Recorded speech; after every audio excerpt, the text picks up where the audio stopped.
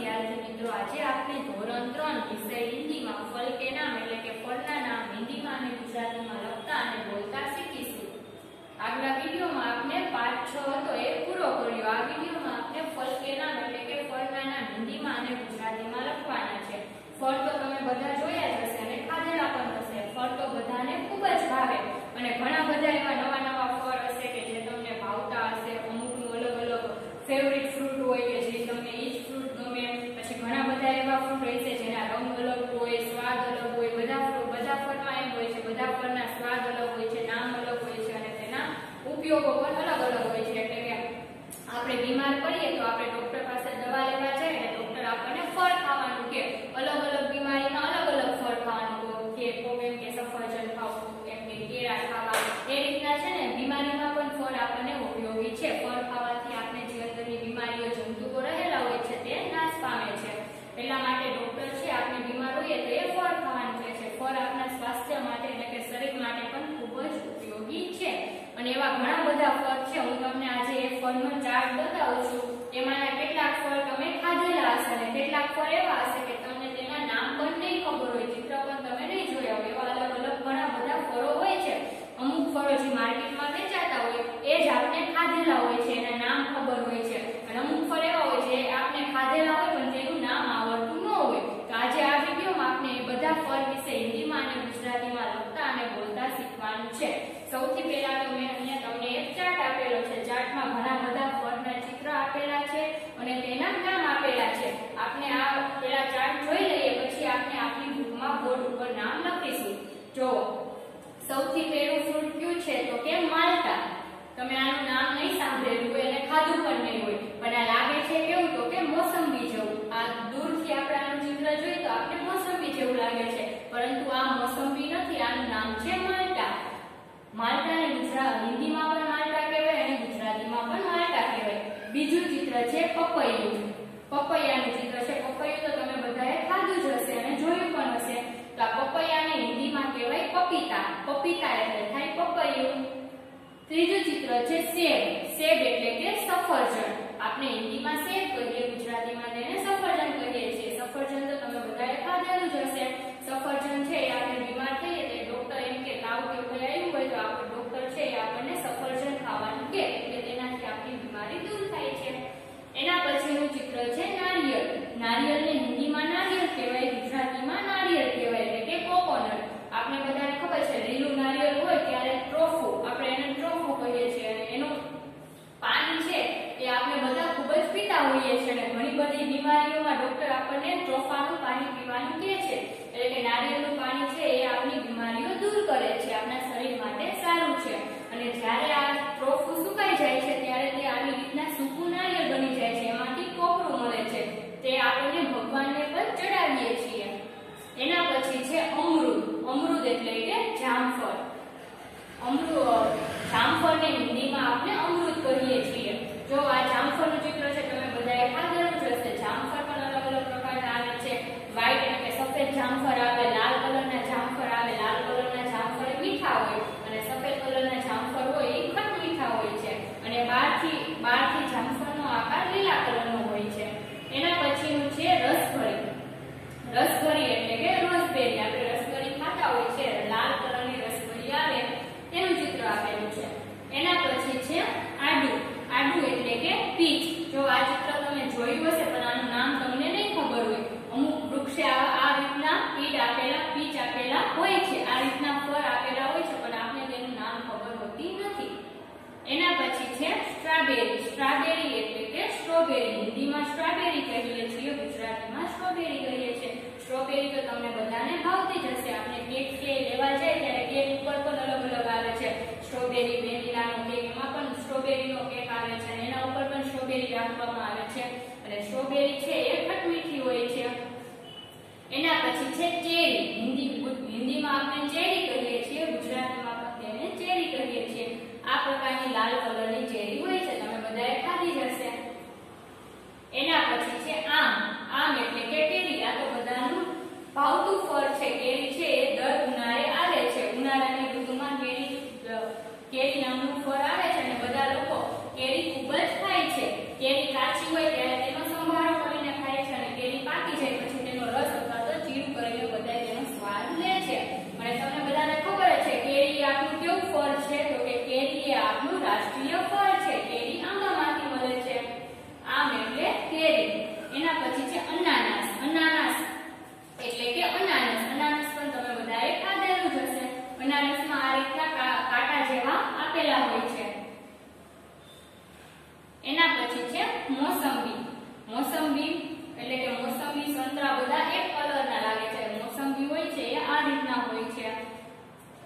મોસંબી એટલે કે મોસંબી. એના પછી છે અંગુર. અંગુર એટલે કે દ્રાક્ષ.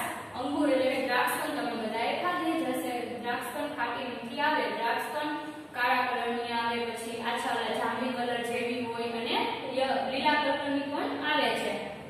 અને દ્રાક્ષ છે આ રીતના લૂંખામાં આવે છે. આ બધી વસ્તુઓ એક એક આવે છે, પણ આ દ્રાક્ષ છે એ દ્રાક્ષના વેલા ઉપર આ રીતના લૂંખામાં, એટલે કે એક એક આવતી નથી, આ રીતનો લૂંખો હોય છે દ્રાક્ષનો. એના પછી છે શરીફા.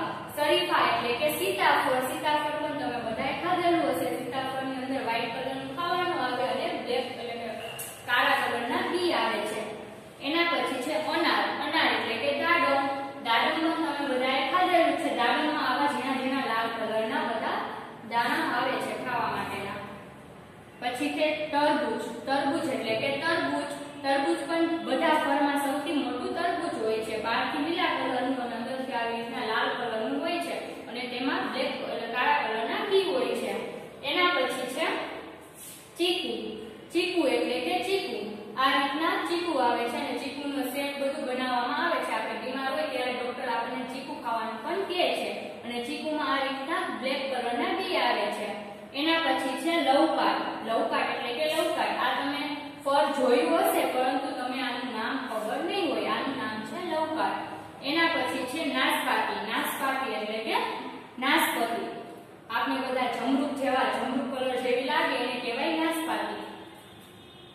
એના પછી છે આલુ બુખારા. આલુ બુખારા એટલે કે આલુ. આ રીતનું ફળ છે. તમે બધાએ જોયું હશે રસબરી જેવું ફળ છે પરંતુ તમને એનું નામ ખબર નહીં હોય. આનું નામ છે આલુ બુખારા.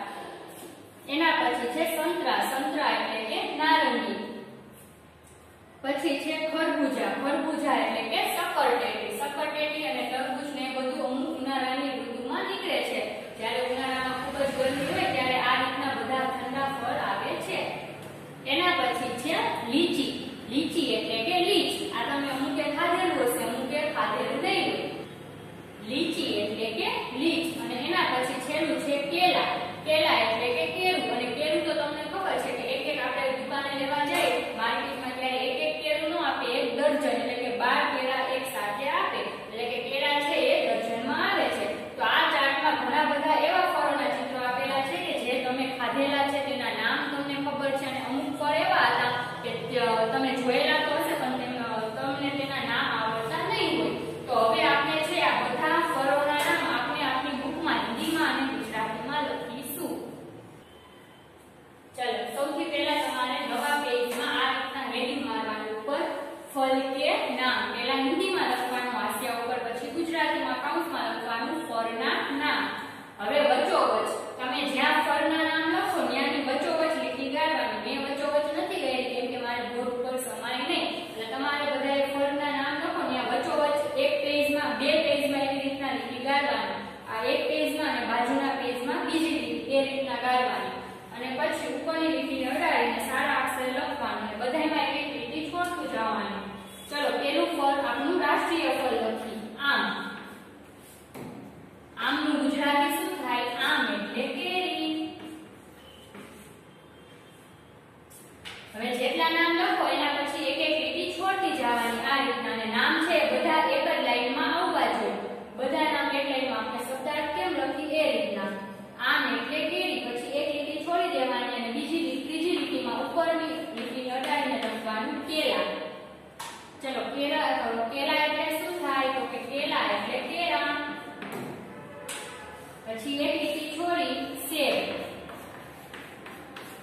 સેબ એટલે શું થાય? સેબ એટલે સફરજન. સેબ એટલે સફરજન. એ રીતના બોલતું જવાનું અને લખતું જવાનું. સેબ પછી છે અનાર. ચલો અનાર એટલે શું થાય? અનાર એટલે દાડમ. એના પછી છે અંગુર. અંગુર એટલે દ્રાક્ષ. આ રીતના બધામાં લીટી છોડતું જવાનું. એના પછી શરીફા. જો શરીફામાં સ છે એ મીંડા વાળો કરવાનો આ રીતના શરીફા. શરીફા એટલે કે સીતાફળ. અને ગુજરાતીમાં સીતાફળ લખો એમાં સસલાનો કરવાનો. ગુજરાતીમાં સસલા સંસ્થાનો સ, હિન્દીમાં મીંડાવાળો સરબતનો સ. ચલો એના પછી હું સાઈડમાં લખું છું. તમારે જ્યાં સુધી પેજ પૂરું ન થાય ત્યાં સુધી નીચે જ લખવાનું અને પેજ પૂરું થઈ જાય એટલે નવા પેજમાં વચ્ચોવચ્ચ લીટી ગાળીને લખવાનું ચાલુ કરવાનું. શરીફા પછી છે ચીકુ.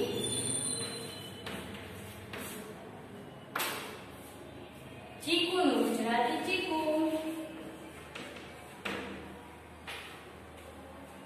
ચીકુ પછી છે જાંબુ. જાંબુ એટલે જાંબુ. જો અમુક નામ એવા છે જે મેં તમને ચાર્ટ બતાવ્યો ને એમાં એવા નહીં હોય એટલે કે જાંબુ એટલે જાંબુ. એના પછી તરબૂચ. તરબૂચ એટલે તરબૂચ. જો આમાં શું ધ્યાન રાખવાની તો કે હિન્દીમાં તરબૂચ લખો ત્યારે છેલ્લે તરબૂચ જ આવે અને ગુજરાતીમાં લખો ત્યારે છેલ્લે ચ આવે. તરબૂચ એટલે તરબૂચ. એના પછી છે સંતરા. સંતરા એટલે કે નારંગી. સંતરા એટલે નારંગી. એના પછી પપીતા. પપીતા એટલે પપૈયું. પપીતા પછી છે અમૃત.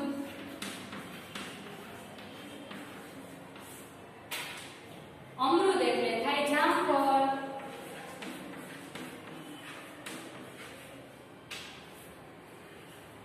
અમૃત પછી છે ખરબૂજા. ખરબૂજા અને ખરબૂજા એટલે થાય સક્કરટેટી. ખરબૂજા એટલે સક્કરટેટી. ચલો હજી ઘણા બધા નામ છે. સૌથી પહેલા આ નામ ફરીથી એક વખત જોઈ લઈએ પછી આપણે ઈ નામ લખીશું. ચલો આમ એટલે કેરી.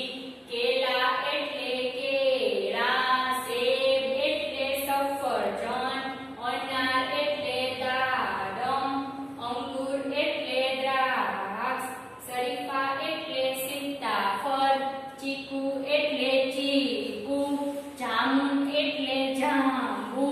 તરબૂચ એટલે તરબૂચ. સંતરા એટલે નારંગી. પપીતા એટલે પપૈયું. અમૃત એટલે જામફળ. ખરબૂજા એટલે સક્કરટેટી. હવે આના પછીના બીજા નામ લખીએ. ચલો ખરબૂજા પછી લખવા જેની નીચે લખવાનું ચેરી. હિન્દીમાં લખો ત્યારે ચેરી માથે 2 માત્રા કરવાની અને ગુજરાતીમાં લખો ત્યારે 1 માત્ર. ચેરી એટલે ચેરી. પછી નાસપાતી. નાસપાતી. નાસપાતી એટલે એનું ગુજરાતી થાય નાસપતિ.